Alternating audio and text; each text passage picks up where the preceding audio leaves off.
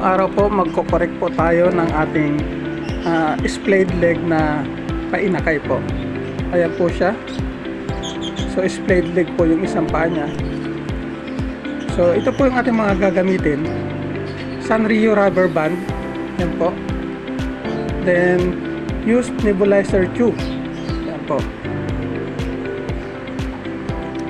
Meron din po tayong masking tape. Ayan. I-wrap lang natin dun sa rubber. Pwede rin po natin gamitin yan.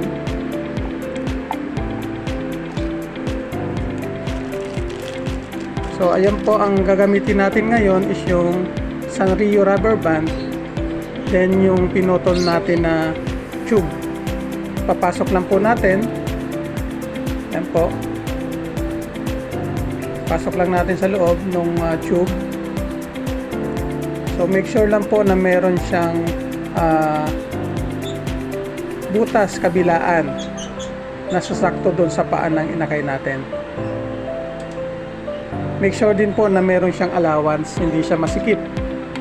Maaari po kasing masugatan or mamaga yung paa ng ating inakay pag sobrang higpit siya. Ayan po yung ating paglalagyan na inakay na splayed leg. Ayan po siya. So ayan po.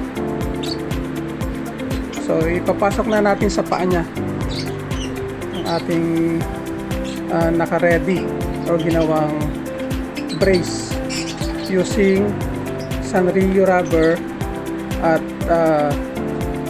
tube nung nebulizer. Maganda kasi yung nebulizer tube kasi mas malambot siya compared dun sa screw nung Zesto.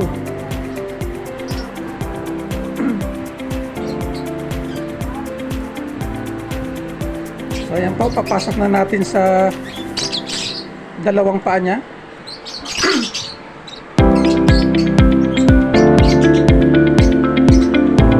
So make sure lang po na sakto sa paa. Ayan, ayan po siya, yung ating finished product. So mapapansin natin, okay na siya, diba? So hintayin na lang natin mga 2 to 3 weeks. Check natin kung makorek na siya. So sure yun, makorek na siya after 2 to 3 weeks. So ayan po. Yan naman po yung isang sample nung ginamitan natin ng masking tape. Maraming salamat po sa panonood. God bless.